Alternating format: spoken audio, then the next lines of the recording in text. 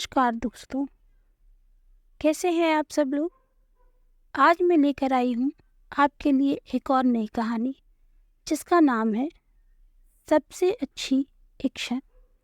ये कहानी है एक तीन भाइयों की जिन्हें एक एक वरदान मिला था। दोनों बड़े भाइयों ने तो वरदान मांगने में देर भी नहीं लगाई। उन्होंने अपनी इच्छा प्रकट करी कि वो जब भी जेब में हाथ डालें तो उन्हें धन मिल जाए। मतलब उन्हें जब भी पैसों की ज़रूरत हो तो उनकी जेब में हमेशा पैसे रहें। उसी जगह सबसे छोटा भाई जिसका नाम रॉबर्ट था, उसने किसी दूसरे तरीके की ही इच्छा को प्रकट किया। उसकी इच्छा थी कि जो भी स्त्री उसे देखे उससे प्रेम करने लगे। उन सबकी इच्छा पूरी हुई, पर कैसे हुई इसके लिए अब सुनते हैं आगे की कहानी। अपनी इच्छाओं को पाने के बाद दोनों बड़े भाइयों ने दुनिया घूमने की योजना बनाई। रॉबर्ट ने उनसे पूछा कि क्या वो भी उनके साथ दुनिया घूमने चल सकता है, परंतु उन्होंने उसकी एक ना सुनी और बोले, हम तो जहाँ भी जाएंगे राजकुमार समझे जाएंगे, मगर तुम तो एक बेवकूफ़ लड़के समझे जाओगे और तुम्हारे पास तो एक भी रुपया नहीं है, ना कभी होगा, फिर तुम्हारी देखभाल भी कौन करेगा। पर रॉबर्ट ने जिद की, कुछ भी सही, मैं तो तुम्हारे साथ ही चलूँगा।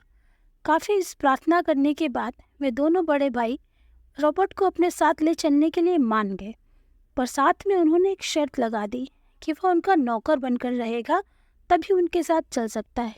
रॉबर्ट मान गया, सो तीनों चल गए। एक दो दिन का सफ़र करने के बाद वो लोग एक सराय पहुँचे।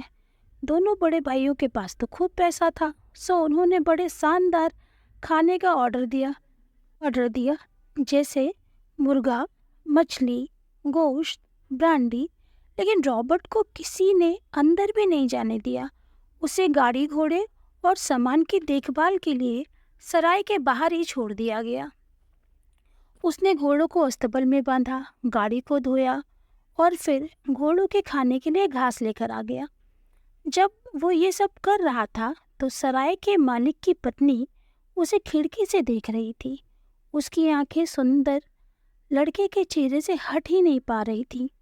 हालांकि वो तो केवल मेहमानों का नौकर ही था। जितनी अधिक देर तक वो उसे देखती, उसे वह उतना ही सुंदर दिखाई देने लगा। सराय का मालिक बोला, अरे तुम वहाँ खिड़की पर खड़ी क्या कर रही हो?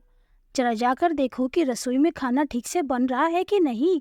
हमारे शाही मेहमान खाने का इंतजार कर रहे हैं। पत्नी उधर से अपनी आँख हटाए बिना ही बोली, ओह, अगर उनको खाना पसंद नहीं भी आया तो ना सही, मैं क्या करूं? मैंने अभी तक इतना सुंदर लड़का पहले कभी नहीं देखा। क्यों ना हम उसको रसोई में बुलाकर कुछ अच्छा सा खाना उसको खिला दे। ऐसा लगता है कि बेचारा काफ़ी मेहनत करता है। क्या तुम्हारा दिमाग खराब हो गया है? रसोई में जाओ और अपना काम देखो जाकर, सराय के मालिक ने कहा। पत्नी ने पति से लड़ना ठीक नहीं समझा, पर उसे एक विचार आया। वह एक कीमती चीज़ अपने एप्रिन में छिपाकर सराय से बाहर आ गई। यह कीमती चीज़ थी कैंची। यह एक जादुई कैंची थी। इस जादुई कैंची का काम यह था कि इसको हवा में चलाने से जो भी कपड़ा जिस भी रंग में सोचो उसी रंग में कट जाता था। वह रॉबर्ट्स के पास आई और बोली, ये कैंची तुम रख लो, क्योंकि तुम बहुत सुंदर हो। इस कैंची की खासियत यह है कि इसको हवा में चलाने से जो भी कपड़ा जिस रंग में भी सोचो उसी रंग में कट जाता है। रॉबर्ट ने उसे नम्रता से धन्यवाद दिया और उससे वह कैंची लेकर अपनी जेब में रख ली। रॉबर्ट के भाइयों को जब खाना खत्म हो गया तो वे फिर चलने के लिए तैयार हुए और रॉबर्ट गाड़ी के पीछे नौकर की जगह पर खड़ा हुआ। फिर वो दोनों भाई एक दूसरी सराय में आए। वो दोनों तो सराय के अंदर चले गए और रॉबर्ट बाहर ही सामान आदि की देखभाल करने के लिए खड़ा रहा। भाई ने रॉबर्ट को बताया कि अगर कोई तुमसे पूछे कि तुम किसके नौकर हो तो तुम कहना कि मैं 2 विदेशी राजकुमारों का नौकर हूँ, ठीक है? इस बार भी वही हुआ जो पिछली सराय में हुआ था। सराय के मालिक की पत्नी ने जब उसे देखा तो वह तो बस उसे देखती रह गई। पति ने जब अपनी पत्नी को बाहर झांकते देखा तो उसने भी उससे कहा, वहाँ तुम दरवाजे पर क्यों खड़ी हो? जाओ और जाकर अपनी रसोई देखो। हमारी सराय में रोज रोज विदेशी राजकुमार नहीं आया करते। और जब वह अंदर नहीं गई तो वह उसकी गर्दन पकड़कर अंदर ले गया। इस बार सराय के मालिक की पत्नी ने उसको एक जादुई मेज पोश दिया, जिसकी खूबी यह थी कि उसे बिछाने पर जो भी खाना सोचो वही खाना उस मेजपोश पर आ जाता था। अब वहां दोनों भाई उस सराय से तीसरी सराय में पहुंचे। वहां भी ऐसा ही हुआ। जैसे ही उस तीसरी सराय के मालिक की पत्नी ने रॉबर्ट को देखा तो वह भी उसकी तरफ आकर्षित हो गई। उसने उसको लकड़ी की एक टोटी दी, जिसकी खूबी यह थी कि उसे खोलने पर जो भी पीने की चीज चाहो वो मिल सकती थी। रॉबर्ट ने उसको भी नम्रतापूर्वक धन्यवाद दिया और वह टोटी उससे लेकर अपनी जेब में रख ली।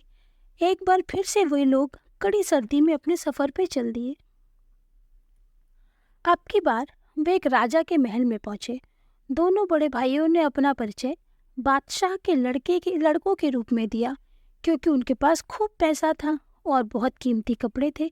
राजा ने उनका बहुत जोर शोर से स्वागत किया और राजमहल में उन्हें इज्जत से ठहराया, मगर रॉबर्ट बेचारा उन्हीं कटे फटे कपड़ों में था जिनको पहनकर वह घर से निकला था। उस बेचारे की जेब में तो एक भी पैसा नहीं था। उसको राजा के नौकरों ने नाव में सवार कर एक टापू पर भेज दिया, क्योंकि वहाँ का नियम यही था कि जो भी गरीब या भिखारी वहाँ आता उसको टापू पर भेज दिया जाता था। राजा ने यह नियम इसलिए बना रखा था क्योंकि वह अपने स्वादिष्ट और अच्छे खाने और पहनने के बढ़िया कपड़ों को गरीबों की नज़र से गंदा नहीं करना चाहता था। बचा हुआ खाना, जो केवल जिंदा रहने के लिए काफ़ी होता था, भिखारियों से और गरीबों से भरे उस टापू पर भेज दिया जाता था। घमंडी भाइयों ने अपने भाई को ऐसी जगह जाते देखा मगर अनदेखा कर दिया। उल्टा वे लोग खुशी हुए कि अच्छा हुआ उन्हें उससे छुटकारा मिल गया। दोस्तों, ये कहानी का पहला भाग है। अगला भाग हम कल सुनाएंगे। तो क्या हुआ, उस टापू पर पहुंचकर रॉबर्ट ने क्या किया, क्या वो वहां से निकल पाया और उन 3 जादुई चीज़ों का उसने कैसे उपयोग किया, जानने के लिए मिलूंगी आपको कल की कहानी में। तब तक के लिए बाय बाय।